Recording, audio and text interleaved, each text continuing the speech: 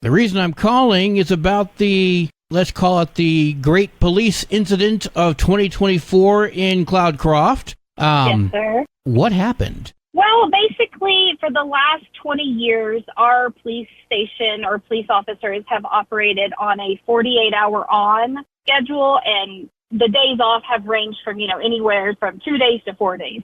So currently, the current police staff that we have works a 48-hour on shift with 4 days off. And during that time, none of the officers that are employed by the village currently reside in the village. They all reside outside the village. And so with that 48 on, most of them were leaving the village at night and not being up here for the full 48 hours. And so when myself and the other council members and the new mayor got elected, our goal was to provide as true to 24/7 coverage to the village of Cloudcroft as we could. And so talk started of how do we do that? What does that look like? And so our mayor had contacted several different police entities, the Otero County Sheriff's Office.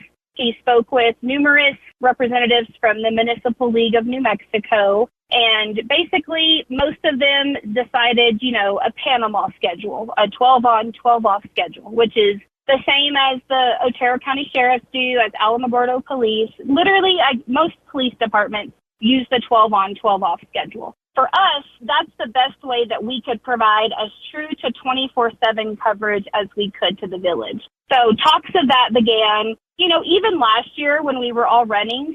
When I ran for office and, did the Meet the Candidates, I was very adamant that I was very dissatisfied with our police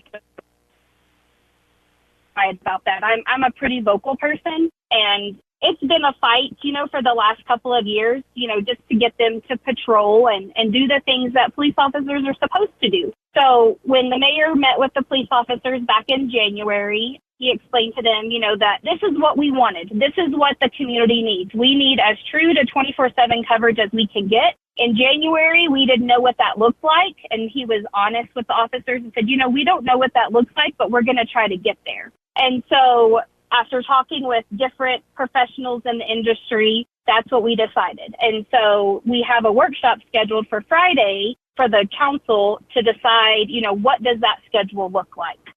I will be honest with you, I have not read any of the resignation letters, so I do not know what reasons were given for resignation. I can only speculate that it was the schedule change that prompted the resignation. Since we're speculating, we'll speculate a little deeper if you would. Do you feel like the police department members were unaware that their job was to protect the citizens from crime outside of bankers' hours?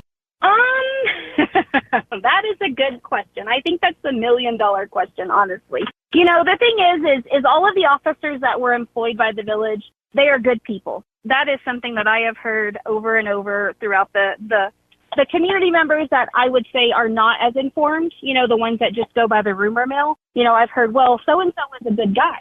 I agree he was a good guy. But sometimes good guys don't equal good police officers. And so, we are a very sheltered town. We are a very small town. We don't have a lot of crime. Unfortunately, in the last 6 months, we have seen an uptick in crimes committed. A lot of those have been committed at night. We had a string of burglaries about a month and a half ago where numerous people were burglarized, and it happened at night. I don't want to speculate on that. I can just say that we have not had police coverage at night like we should. And obviously the thieves in question knew there was no police coverage.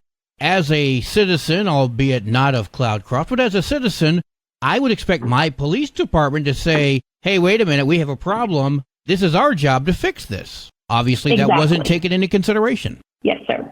All right. Well, I do appreciate you talking to me about this, Tabitha. Before I let you go, is there anything else you'd like to say about it? All I would like to say is I know I can speak for the rest.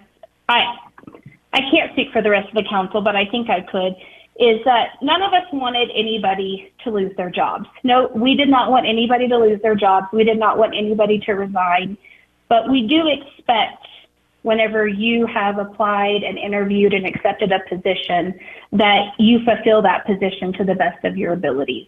And so, I honestly feel like with the mayor meeting with them in January and giving them a heads up, for me personally, I feel like they had 5 months to rectify that. If they wanted to keep their current schedule, steps could have been taken within their department to show us that they were willing to do that. I can say that I honestly didn't see that. So we moved forward as a council to do what we needed to do for the best of the village. And the way that I put it to somebody else was, we needed to stop taking into account the schedule of 4 people to accommodate a village, and we needed to make that schedule to where it was conducive for our village. And that's really what this council and mayor is trying to do, is to give our villagers, the villagers of Cloudcroft and the surrounding areas, the proper police coverage.